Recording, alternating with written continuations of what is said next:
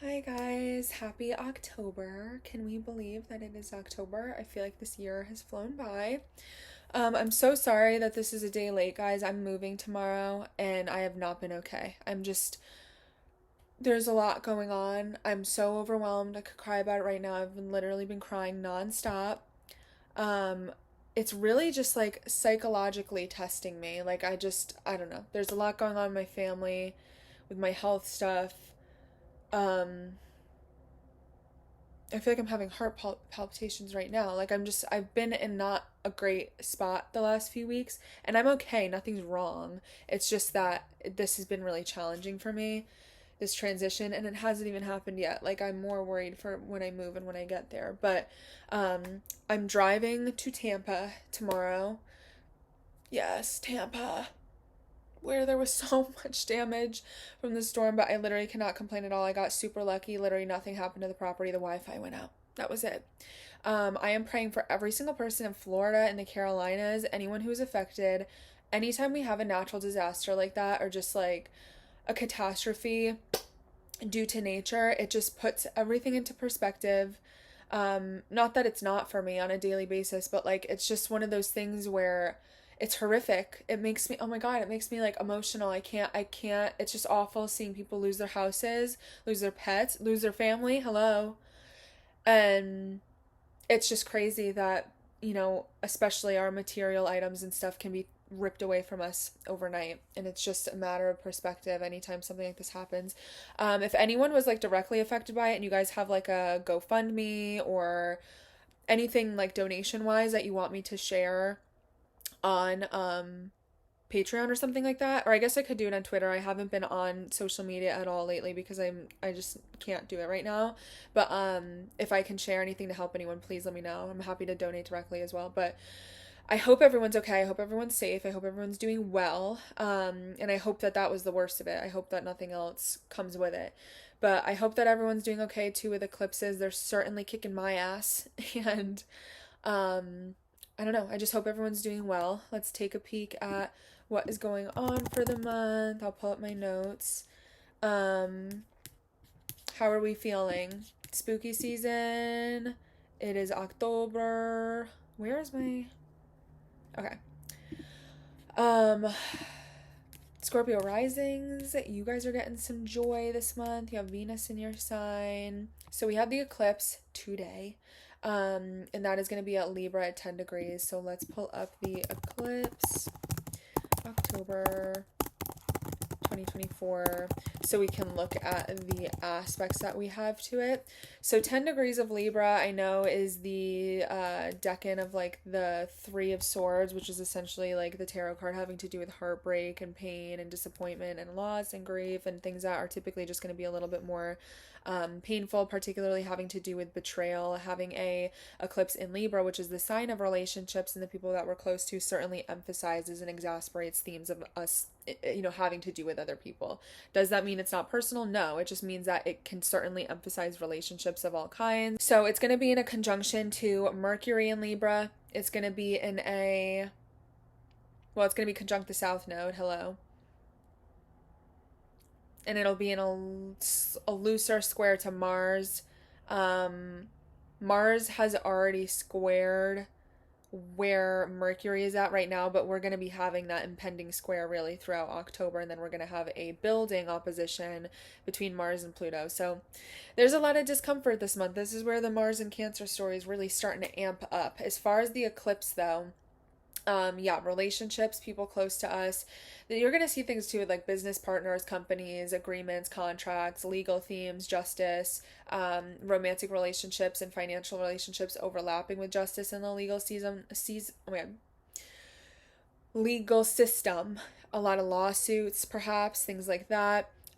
This Mars and Cancer story is building. We are not retrograde yet. We will be going retrograde in December, but we're starting to get to that shadow period once we hit 17 degrees.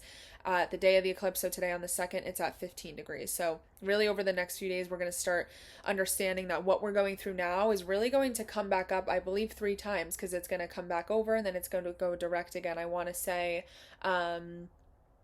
probably once in February, and then as it goes direct again, I believe in March. And that's a story that is gonna really take some time to unravel. We're not gonna get the beginning and the end of it right now. We're really starting to just step into those beginning phases of understanding what this Mars and Cancer story is for each of us individually.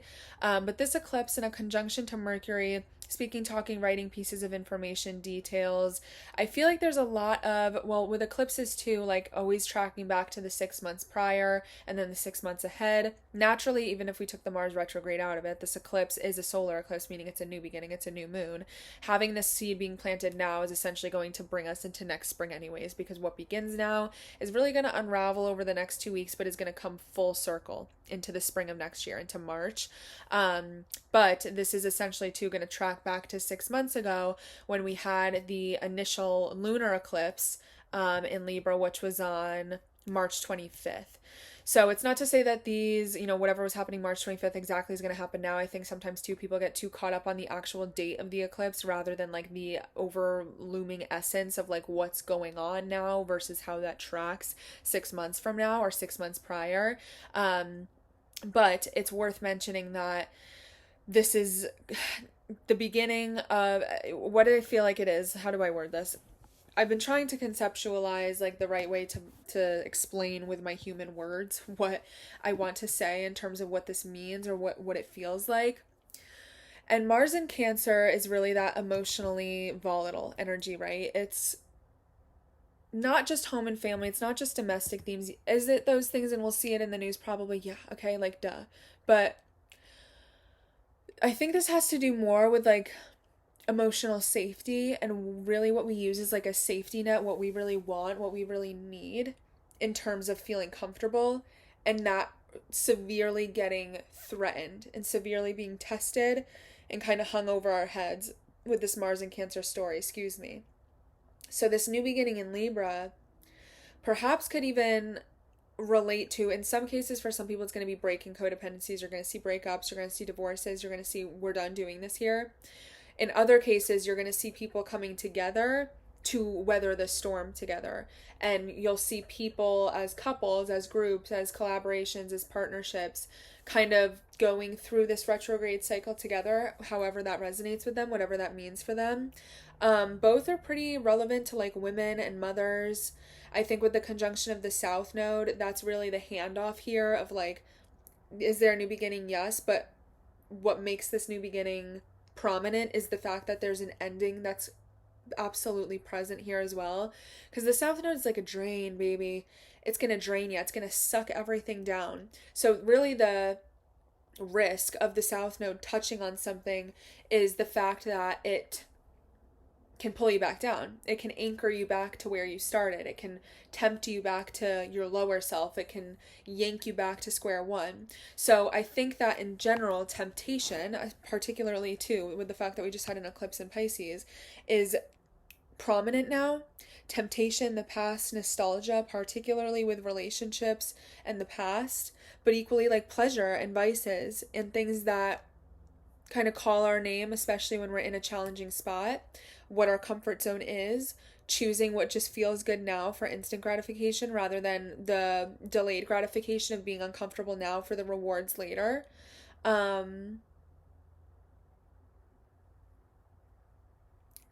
don't know why I keep feeling lawsuits. The thing is, this has to do too with like debates, with oppositions. The seventh house is relationships, it's also open enemies. So like politically, I'm like, huh. In terms of like the news and the election, I'm like, huh. Like, Venus is going to be in Scorpio, it's debilitated there.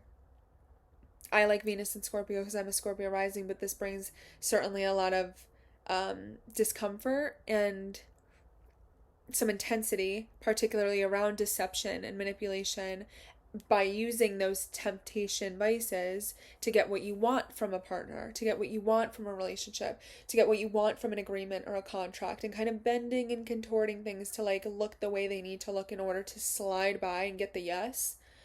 And with that lunar eclipse in Pisces too, like we're still in it. We're still in that energy of like deception, of unveiling things, of pulling back the curtain. Everything that's going on with Diddy is this. Everything that you're going to see go on with Jay-Z, with probably the Tupac and Biggie stuff, maybe something with Snoop Dogg, the Beyonce of it all, perhaps the Kardashians. I can't say for sure yes or no right off the top of my head, but like this consistent theme we're seeing of like, oh, this person was doing this to get this, and it was this nasty secret, and everyone is looped in and wrapped into this web and sworn to secrecy because of the agreements that they've had within each other, or the, I do this and you do that, and that's our agreement thing here. It's not just to make it about pop culture, like this supersedes beyond celebrity. It's everything. And how alliances and agreements and open enemies and like I see you, you see me, keep your friends close and your enemies closer, like that's kind of what I get with this. And very much cat out of the bag, like because of that south node, it's saying like maybe while I'm not dealing with this thing presently, like, yo, 12 years ago, this person, I had this agreement, and you know what? I'm going to talk about it now. I didn't want to talk about it then, and I'm going to talk about it now. And I feel like that is even coming up in people's personal lives, whether it's with them getting, again, justice, whether that's legal justice through the system or like social justice through, the people's court of like unveiling that truth and freeing all of us by telling that truth, but how much darkness and tumultuous energy and intensity and heaviness comes with that, especially too with that Venus and Scorpio. And then the Mars in Cancer is fighting, emotional fighting with this secret and this trust and this emotional investment. And I feel like it's all men for themselves and everyone trying to cover their own comfort, but then also like it's the he said she said of like watching the car accident of it all and like not being able to look away, but then being like, oh my god, I hope this doesn't fall on me too, like, you know what I'm saying? And of course the example I'm using is Diddy. Is everyone in a Diddy situation? No, but you understand what I'm saying. There's a big churning thing from the past that's like still been generating in the background in a way that has felt unfinished or lacking closure. And I don't necessarily think this eclipse is even providing the closure. That's not really what I'm saying. If anything, I feel like it's like, wake it up. Let's talk about it. Like, I kind of feel like it's sucking open the door. Like, it's like really pulling everything out from that drain. Think of like how when a drain is literally clogged and you're like, oh my god, bro, what is down there? Like, this is disgusting. Like, I'm afraid to even put my hand down there. And you have to pull it out. It's all like hair and like a bunch of gross stuff. And then you see like how deep it really goes and how much it was really blocking the drain. That's what I feel like this is. It's like gunky, sludgy. It's not to say, oh, this is a bad eclipse. It's just malefic by default because of the way the sky looks right now is so deeply uncomfortable and not functioning at the smoothest capacity that we're starting on a note that is quite like, do you get what I'm saying? Like, it's like, yeah, new beginning, new moon, like new chapter. And there is, like, you can absolutely have exciting things happening now. Like, for example, me moving. It's a good thing. It's a good thing. I like low-key don't want to do it. Like, I want to move because I know it's going to be good for my, again, delayed character development. I need to move because I need to break codependency with my family. I need to get over my fears. I need to confront the fact that I've kind of always lived in a bubble to some degree. I know that by leaving here, it's closing a chapter of all of the pain I have ever experienced here, and I finally get to be freed of that. And while that's a good thing, it's new, it's scary, it's uncomfortable. It's going to really test me to not be able to be physically near my mom because I have a lot of fears associated with not being around my mom for good reason, but they need to be broken. And also, I don't trust people. I have a fear of, I really struggle to trust people, and I'm moving in with someone I'm meeting for the first time.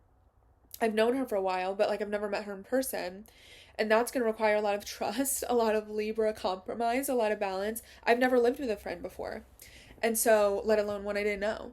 So, that's a good example, I think, of this being like a monumental eclipse. Granted, again, Pluto's at the end of Capricorn for the last time in our lives. It's not going to be here for another, unless one of you guys live to 250 years old, you're not seeing this again in your lifetime.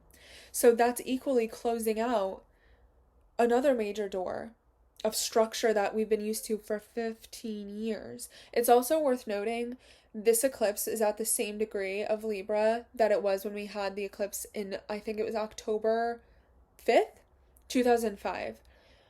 Funnily enough, in that time frame, I moved to Florida, or I moved to Connecticut from Florida.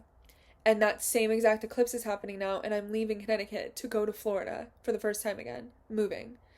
I've lived here, I've lived in Connecticut that whole 20 years.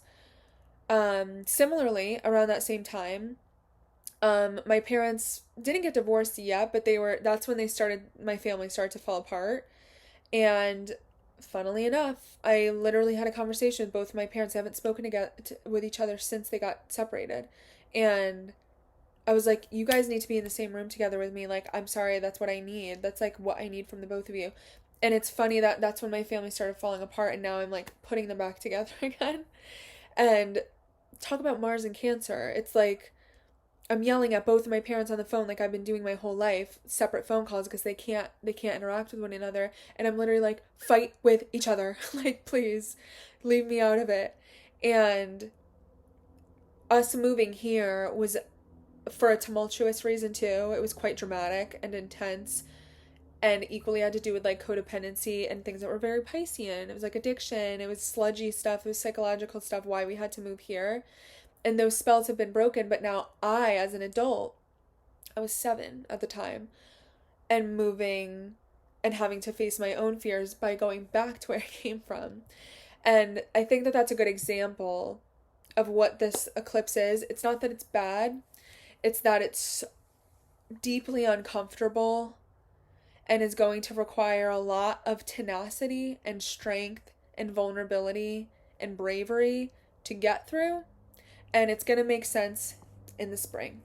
And Mars and Cancer is going to make sure we learn the lesson because we're getting 3 damn passes of it. So the eclipse is on the 2nd. On the 5th, Mars enters shadow in Cancer. What we just talked about, it's going to be getting into the degree territory of where it will retrograde to and station direct come spring of next year. So just know that, again, what's happening now is not the be-all, end-all. This will be revisited multiple times. You will have the answer and understanding and relevance to this story again in the spring.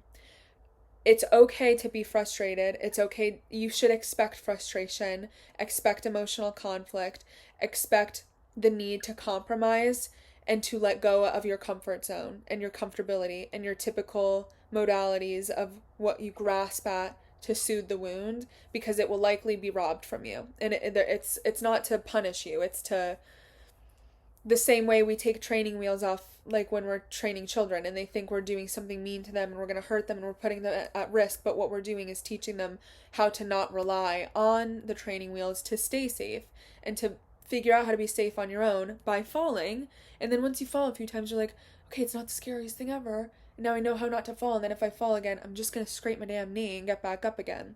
And that's kind of like what we're going through now. An example I can give for you of this is I have to bring my cats on this drive to Florida. It's literally like 20 hours of driving. And one of them gets like claustrophobic. She does not like being in this carrier, and she like literally tries to like, she's gonna break it. Like it's like a soft one, and she's like ripping at it and gnawing at it and like pushing on the ceiling of it. And I'm like, oh my God, we're literally going through the same thing because I'm just putting her in this carrier and I know she's safe. I know she's fine, but she thinks she's at risk. She thinks she's gonna die. And then I'm taking her away from us and our home and putting her in danger. And I'm like, oh my God, I am literally a cat in my carrier right now because I'm gonna be doing all of this during this move. And I have to know that there's a bigger presence, God, Spirit, the universe, that's watching me in my little carrier being like, girl, calm down. Like, you're good, you're fine, and it feels like you're at risk because mommy's not here or because your comfort isn't here, you don't have your freaking baba, but you're fine. And you don't see you're fine yet until you learn that you're fine by feeling like you're not going to be. And that's really going to be coming up a lot this month, or really throughout the next few months. On the 6th, Mercury square Mars. So again, a little bit head-to-head collision when it comes to communication. There can absolutely be some very combative energy, arguments, a lot of harsh energy when it comes to people trying to get their point across, relationships especially, because we're having Mercury in Libra still, so having that square Mars in Cancer, It's emotional. There's emotions behind it. So it's not just, I always say this isn't a good day to get in road rage. Like, yeah, but we know that road rage, I think, sometimes arguably can be because your anger is coming from like fear of risk. Like, I do think that, can you argue that some people's road rage is coming from the fact that they're upset about something unrelated? Yeah. But I do think that sometimes people freak the fuck out because they're like, bro, you're putting me in danger. Like, you're gonna kill somebody. And that anger is very direct of the cause. Whereas Mercury in Libra, square Mars in Cancer, is like completely displacing your anger onto the wrong person because it's something you're upset about that they're reminding you of that has nothing to do with them. And so that's where this volatility can start to build a lot of momentum, as like a rolling ball of fire, where it's like, we got to calm down. We need to like hone it in. The other expression of this can be, maybe you're not screaming, but maybe you should be screaming, because instead you're being absolutely insufferable with how passive aggressive you're being and how indirect you're being, but antagonizing the issue and hoping you push this person to freak out so then they directly confront the thing that you were too afraid to, like, it's just very inflammatory.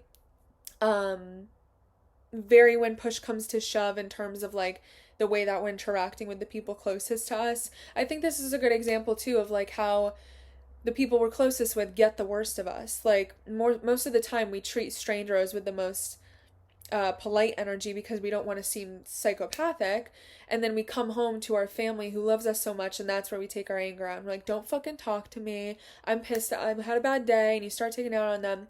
And I feel like this is that looming sort of energy, getting home from a bad day at work and taking it out on the person that was excited for you to come home. Like, that's what we don't want to take for granted here.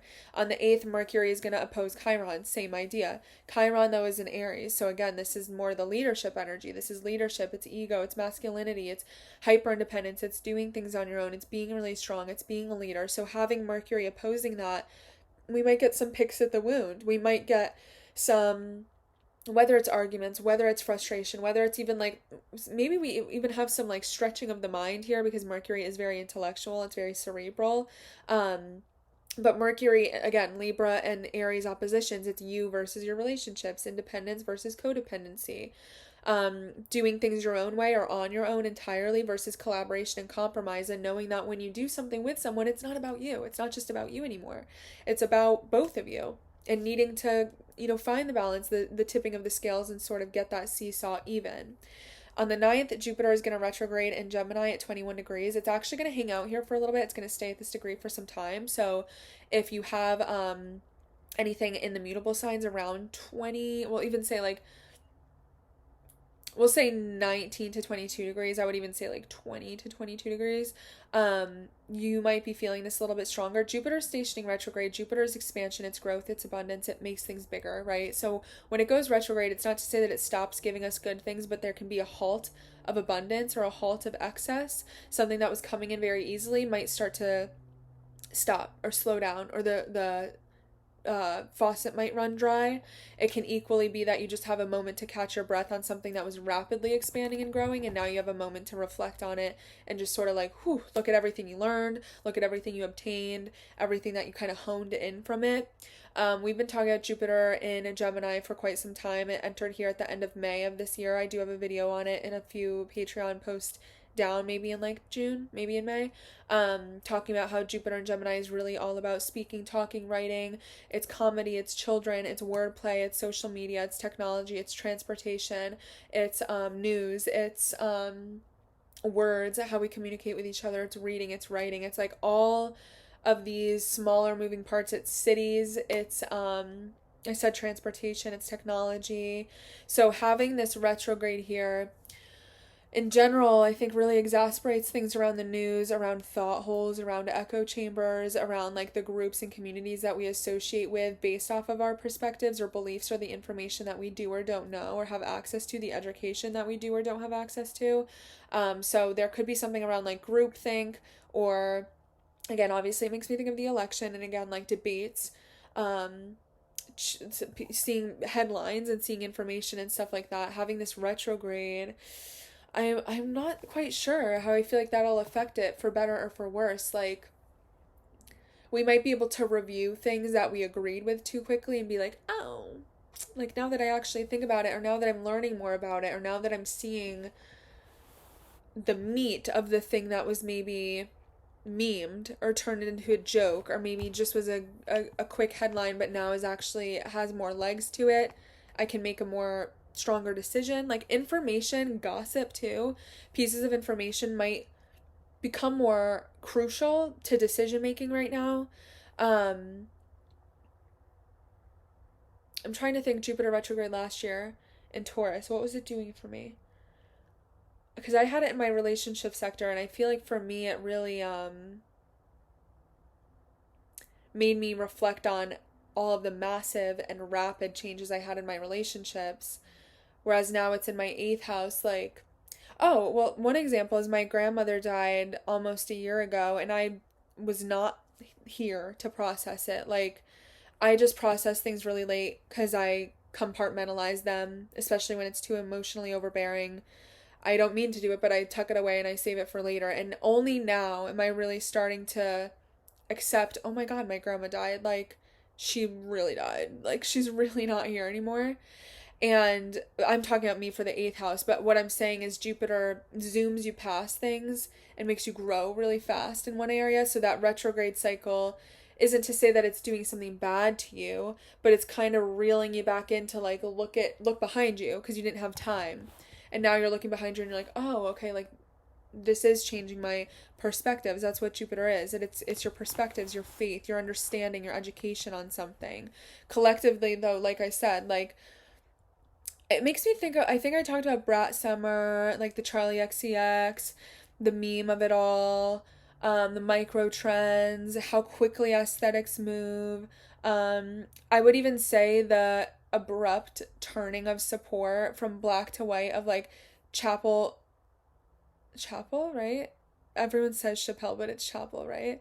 Chapel Roan. Is that her name? Why am I like literally forgetting it right now? I'm sorry guys, I've not been tapped in at all because I've just been so distracted. Is it Chapel Roan? Guys, am I literally making up her last name right now? It's yeah, it is Roan. Oh my God. I literally feel like I'm 90. My brain has not been here lately. You know, how quickly people were like, yay, we love you.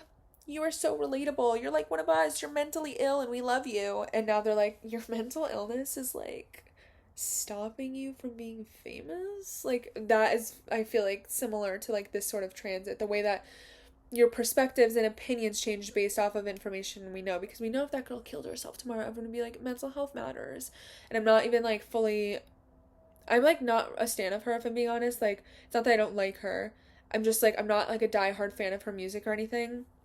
I honestly don't know anything about her, but like I feel like I'm certainly on the fence of like in some ways I'm like, girl, like that if you hate this so much then just quit, like throw in the towel, or like wasn't this what you wanted, or like to some degree can we argue that like you're completely valid in the way that you feel, but someone needs to take your phone away because it's going to be misconstrued as being ungrateful. But then I'm also on the other side of like, if somebody else is like, you're famous, you chose this, like, you deserve to feel how you feel because at least you're richer than all of us. I feel like I'm the first person to be like, bitch, you would never handle a day in her life. Like, you can't speak, you can't, like, be entitled to someone being in such a traumatizing position. Being famous is traumatizing. And I guess, like, that duality of opinions, like, makes me think of Jupiter retrograde in Gemini. And I'm interested to see how that shapes the collective opinion at the moment, because we know that there's always a collective opinion that's right and wrong, and if you're on the wrong side, good luck, buddy, until the wrong side ends up being right, and then you're like, hello, I've been saying that the whole time, and everyone's like, yeah, well, it was not right at the time. You know what I'm saying? Like, I always said Jupiter and Gemini, it's the war on words. Well, Mars and Gemini said that, but Jupiter and Gemini I feel like is retracing the steps of Mars, being there for 7 months last year, and is now exasperating it again for us to learn the damn lesson. On the 12th, Pluto's direct in Capricorn. Bye Capricorn will never be here again, guys. We're leaving Capricorn for the first and only ever time. Not for the first time, but for the forever time in our lifetime. Look at the Capricorn area of your chart See ya. Literally, Pluto has been, that was like such a 2007 thing. Pluto has been causing a damn ruckus, stirring up drama there, and forcing major endings, changes, transformations, clearing outs there since 2008. And really, since 2021 and 2, has there been this sort of like, oh, I'm gonna leave. Oh, no, I'm coming back. Oh, I'm gonna leave. Been happening on the cusp of the very last degrees of Capricorn. This is the last time that it will be here, and it is entering Aquarius for the next 20 years of our lives. So expect that area to now see this new profound change, transformation. That's why I say I don't care what's going on with the eclipses. With the eclipses and with Pluto, and then next year with Uranus, like, girl, we're all going through change. So if you were bored, good luck, because now everything is gonna flip on its head in an unrecognizable way. And it doesn't even matter. Like, of course, if you have placements that are getting aspected by this directly, yeah, you're going to feel it stronger. But we are all, every single individual, facing profound, whether it be internal, external change right now. The reason you might not be able to clock exactly what it is until you have an astrologer read your chart, like your personal chart, is because it's been a longer story. It's not just a 2-day thing where it's like, oh, what happens on these 2 days, that's going to be what that means. It's been like a back and forth, back and forth, back and forth. It's final now. On the 13th, Mercury enters Scorpio. We dive deeper when it comes to the thoughts, the ideas, our intellect, our cerebral energy, getting into a little bit more of our investigator mode, interrogative mode. We want answers, we want the truth. With Mercury going through Scorpio, everything that we thought was spooky and intense and dark and twisted the last month, 2 months, whole year maybe, is going to double down now, because Mercury in Scorpio is going to rip that curtain back and tell you the nitty gritty gory details without holding back in a way that's probably going to be profoundly disturbing. Like I always say, like, Scorpio energy is Halloween. It is spooky. It is that fall kind of creepy, fun energy. It's horror movies, it's crime shows, it's investigative stuff, it's conspiracy theories. But having Mercury enter Scorpio in the time that we're in, and especially in an election year, there's going to be a lot again of that, like, he said, she said intensity, trying to conflate things to make us think. And, think of playing chess or playing poker, and how the whole point is like, you keep a poker face so you don't reveal the stress or the excitement of the cards that you have. Really, Mercury in Scorpio is looking at everybody else's cards while needing to protect your own. That's the game that we're playing with this. On the same day, it's going to square Pluto, so we're really coming in with a bang.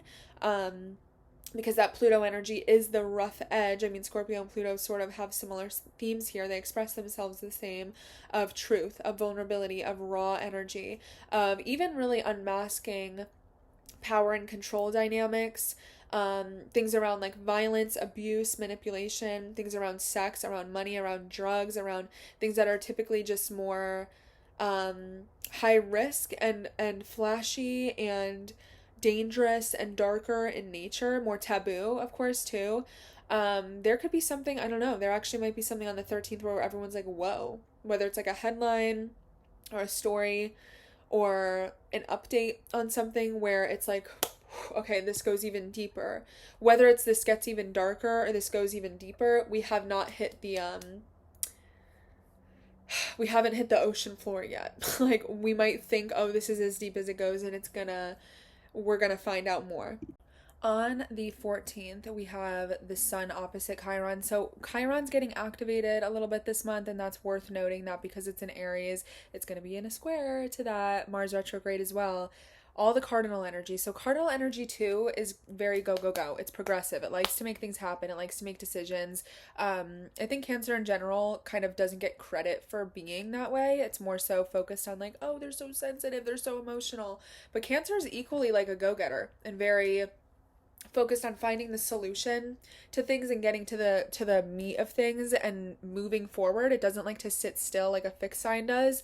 So having Chiron equally getting kind of triggered throughout this month, I think just adds to the story even further of like, there's just a lot of inflammation and a lot of discomfort this month. And personally for me, like on the days where we have collective Chiron transits, it rarely is it something where, you know, you're on your hands and knees crying in the middle of the mall or something like that. Like, it's not always an emotional outburst. It can even be quite profound in terms of like having a revelation about pain or about sensitivity. It doesn't always have to be an ouchy day. It can be like, oh, like this is making me look at the way I deal with pain differently, or this is making me have a revelation around something that maybe used to really hurt and maybe doesn't even anymore, because we know that it's the wounded healer. So it can equally be healing beyond wounds rather than just wounds themselves. But the reason in this case I feel like they might be a little bit more inflammatory is because they're in harsh aspects, they're in oppositions. So it's worth noting that it's not a trine, it's not like a sextile, but there's tension between the wound and then the planet, on the 8th being Mercury, and then on the 14th being the sun. And the sun too is very egoic, but the sun is still going to be right in Libra, or is it going to be in Scorpio by that point? I'm sorry, guys, I'm like so off my head. Yeah, duh, it's still gonna be in Libra. On the same day, on the the 14th is pretty active. Okay, so we have Sun opposite Chiron, we have the Sun square Mars, Mars and Cancer. I don't want to keep repeating myself here because I know it's annoying to listen to. Mars and Cancer is coming for every planet's neck this month. So you might be hearing all the things about Mars and Cancer being like these emotional waves, emotional volatility, ripping up the roots, looking at why maybe you act the way that you do because of where you came from or what you grew up with, the past, memories, nostalgia, your comforts, your vices, like what gives you a sense of safety, security, belonging, home. You might be like, I don't know, that hasn't really been irking me too much. There's a lot more. The thing is, it just entered Cancer last month. This is where it starts to take its gun out and start causing a little bit more volatility and a little bit more destruction.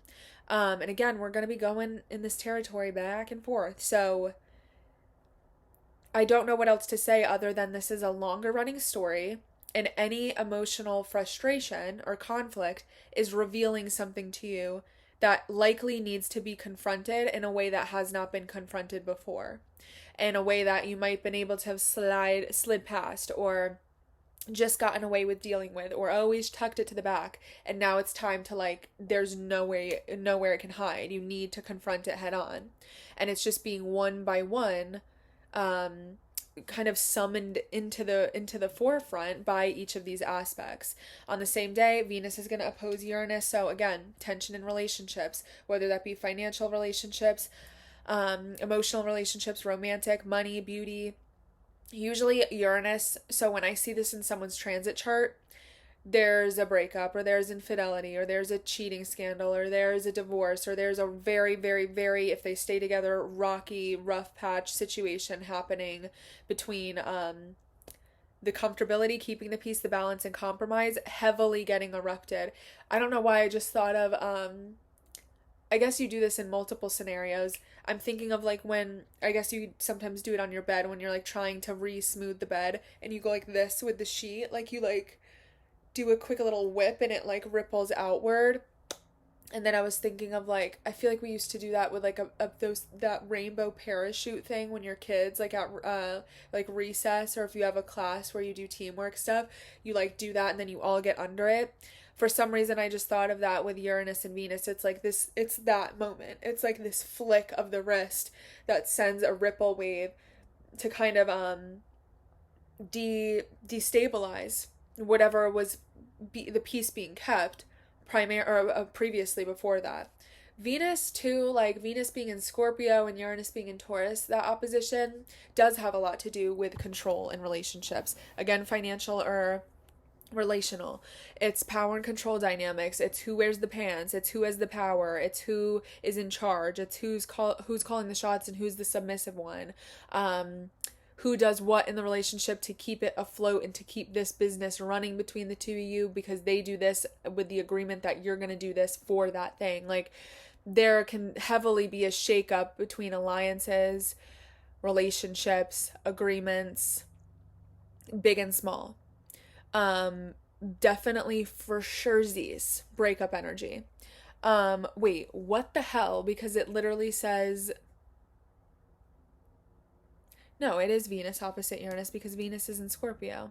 Because why do I have that on the 14th, Venus is going to oppose Uranus, and then on the 16th, it's gonna trine Uranus. What? Hold on. Let me double check this for you guys because I'm not about to give you guys the wrong forecast.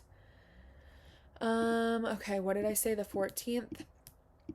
Yeah, duh. Okay, it is Venus opposite Uranus. I was like, hold on a sec. So maybe did I mess this up with something else?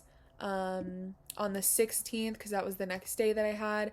Well, Venus will be sextile Pluto. Maybe that's what I mistook it. Oh, it's trine Neptune. That's what it is. So I must have just put Uranus by accident. So 2 days later, really, whatever erupts out of that tense opposition of shaking the table, 2 days later seems to be remediated or resolved, or there's some sort of reconciliation or solution on the table. So if we talk about Uranus too just being shock and unpredictability, not necessarily conflict, there could be something where in some cases some people might meet someone new. You are into someone you're not typically into. You unexpectedly make a sum of money. And then 2 days later, having all of that harmony on the table is either the resolve of conflict or the freedom and liberation of like, I finally got out of this thing. I'm literally free of a breakup, a breakthrough, a breakdown, whatever it may be. Think of like, even if you have an emotional breakdown, the liberation that comes after that, the relief of like, oh, okay, I got it on my system. And that can definitely be possible with everything in the sky right now. But equally, being able to enjoy this smooth, buttery energy of whatever that shock is. It's the aftermath of it. So I like to see that at least because we do have a little bit of cat and mouse throughout the month where it's like when there's conflict, there's a little bit of leeway, that there's a little bit of something that softens the blow between a lot of the conflict. So I do like to see that. On the 17th, we have a full moon in Aries at 24 degrees. On the same day, Venus is going to enter Sagittarius. So this is on the 17th. That's the very next day. And this full moon will be in an aspect to, 24 degrees of Aries. It's going to be conjunct Chiron, and it'll be square Mars. And it'll be building a square to Pluto. But we need to more so focus on the fact that Mars is building an opposition to Pluto. So there's a rumbling at the end of the month. I'm low-key like, I could see more water-related issues happening, whether that be flooding, the ocean, things having to do with property, real estate, living situation, things like insurance, needing to rely on government assistance and government support in moments of crisis with homes and families, relocation. The housing crisis in general, maybe the real estate market in general, the power and control over those resources and over properties and over land, and things having to do with water. Again, like this is, oh God, there's so much. And now Mercury's in Scorpio too, but Venus is going to enter Sag that day. So Venus is now getting a little bit more worldly and cultural and faithful and willing to take risks and get out of your comfort zone and explore uncharted territory and do things that are not your usual, right? This is like taking a spontaneous vacation. It's meeting a lover overseas on a work trip. It is finally meeting that person that you've known online in real life. This full moon though, the thing is it's a full moon wrapping up what happened 6 months ago. So what's this going to be? April, right? When was the eclipse in April? April 8th of this year. April 8th, we had a new moon solar eclipse in Libra at 19 degrees. This is the door closing to whatever opened then. Or the full circle moment. Endings do not have to be bad. It's just a wrapping up. It's a closure. It's a things that began then are making sense now, or they've reached their term, or they've kind of come to culmination. And that conjunction to Aries, again, there might be some sense of sensitivity or healing or triggering around this. But that square to Mars and Cancer, there's a threat to your comfort. There's a threat, some friction, the need to take action, make a decision, do something about it, change or push past something emotional or having to do with home, comfort, family, domestic themes that is perhaps either limiting you or really heavily getting in the way, creating some sort of conflict. It'll be in a loose sextile to Jupiter and Gemini. So again, growth, expansion around thinking, ideas, communication, even like help from local support, community support, neighborhood support, online, people online, sharing information, using your voice, getting the word out. A full moon in Aries too is like wrapping up things around independence, leadership, doing things on your own, only having to rely on yourself. I don't know why I feel like this has more to do with like the weather and stuff like that. Usually around eclipses we have insane weather. It's not like unheard of that that happened at all. But I'm just thinking that this is like the aftermath of, really, especially again Pluto moving into Aquarius again, like we're moving more into this state again of communal support of like, okay, they're not, the man isn't going to help us, we're helping each other. Rely on us, we will help each other, your community will help you.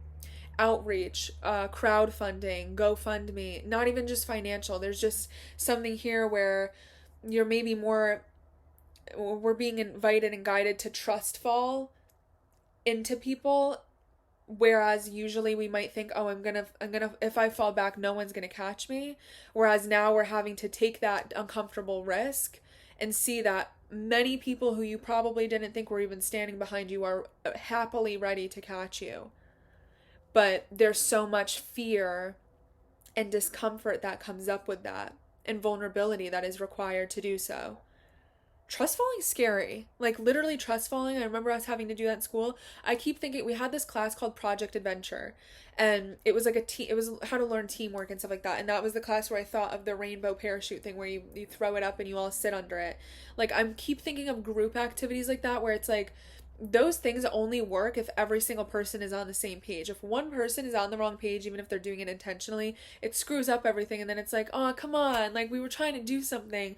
And when you get something right and you are all on the same page and there is teamwork, even like in a more, like in an adult sense, we typically aren't in classes like that unless we're, interacting with a hobby. Many people can't interact with hobbies because they're busy with work. Think of like how valuable and special it is to people when there's like an online inside joke, and how there's a sense of community with people you've never met in this little box on our phone because everyone is in on some joke and they keep it going. Or think of people who watch the same show as you and how they'll understand a reference from it. Like there's that sense of community and togetherness that I feel like begins with this ending of self and this volatility around family, belonging, community, home, like kinship almost. Very interesting. We're really heading into new territory the end of this year and into next year. On the 22nd, the sun is going to enter Scorpio and it's going to square Pluto as it makes its way in. So again, that's going to be a day, really the 22nd, so many times this year, the 22nd of the month there's a Pluto aspect.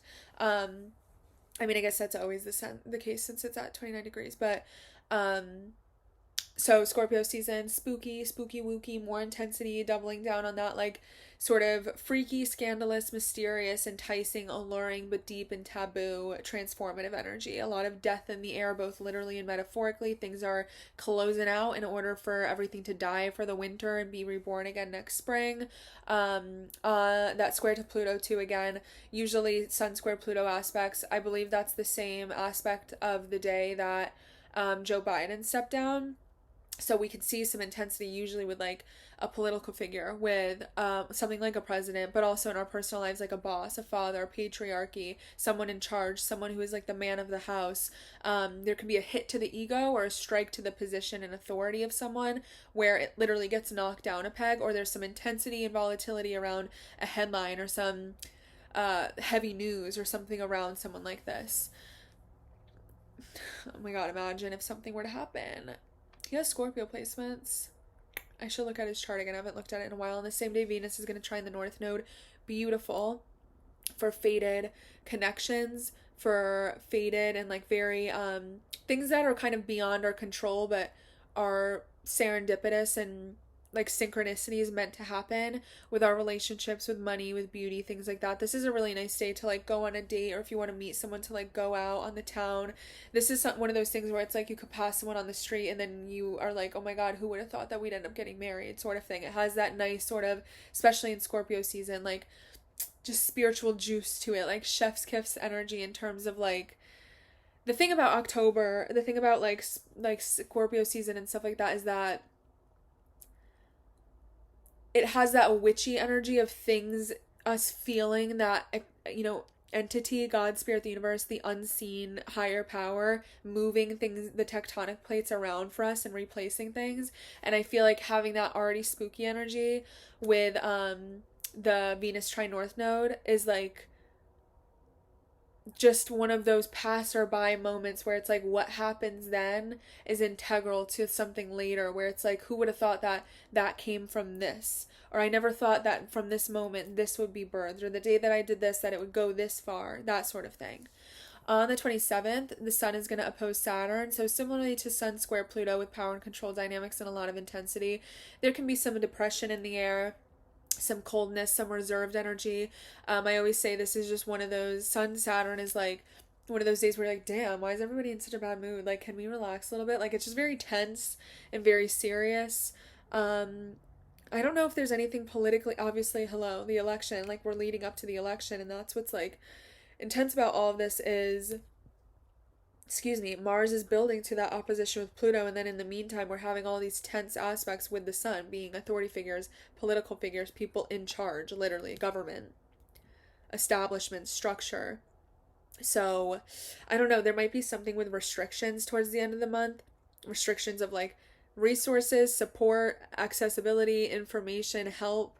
I don't know if that's related to just like natural disaster relief support, or if it's something having to do with like pulling back a promise that was made politically for a campaign. There's just something where we're learning through having something taken away, limited, or hard stop. On the 27th, the sun is going to square Saturn. So in the same way that we had the sun, or I'm sorry, not the sun, Venus is going to square Saturn. I don't know if I said that the first time or not. So in the same way that Venus was just like recently debilitated in Scorpio with the intense sort of energy. It's not, I don't even know why I use that example, because it's not to say that it's the same really at all. Saturn is just going to teach us through limitation and taking things away, or repressing something, revoking comfort of some sort by implicating, guys, I'm sorry, my brain today, implicating more structure, rules, lack of accessibility to some degree or something like that. Usually Venus Saturn aspects collectively, like in our personal lives, have to do with like a bad day for romance, a bad day for money gets tight. Again, our comfort zone is sort of threatened. We don't get the text back. It's just one of those days where you're like, oh my God, this person's like off. Everybody's off. Like, why is everybody in such a cold, depressed mood today? There can certainly be some depression. Maybe there's going to be something, I don't know if it's like announcement wise or what, around, again, like lack of resources or limitation on resources, help, support, particularly with things overseas in foreign countries, or having to do with like across the country. Because it is in Sag, which is equally like traveling. There could be a travel ban or a travel restriction or something just halting travel that day. Mars too is going to be trine Neptune, so there's a little bit of, I mean, it is a harmonious aspect, but that really has to do with stopping and going. So that can even be that on the same day there's nice, oh, and there's support too with Uranus. So, okay, really the toughest of that is the fact that Venus is going to square Saturn. Discomfort around relationships, money, comfortability, accessibility, comfort, I already said that, pleasure, maybe things around women. And really, again though, overseas traveling, like there's something that gets sharp right there, sharp and abrasive, and like gets in the way. It creates a blockage of some sort. And maybe too, that Jupiter retrograde too in Gemini can absolutely be travel bans or issues with traveling and transportation, getting from place to place. When I say travel ban, that doesn't have to always equate to like the way we had a travel ban with the virus per se. It can be that like maybe there's people having issues getting from place to place, whether that be due to the responsibility of an airline or of support or of literally inaccessibility, lack of funds to literally leave or evacuate an area. There could be something with like evacuation again. My God, I feel like this month is just a goddamn mess if I'm being honest. On the 28th, we just said that the 27th and 28th Venus is going to square Saturn. On the 30th, we end the month with Mercury opposite Uranus. So again, same idea of shock, unpredictability, shaking the table. The same way Venus was opposite Uranus on the 14th, the middle of the month, Mercury is going to be opposite Uranus.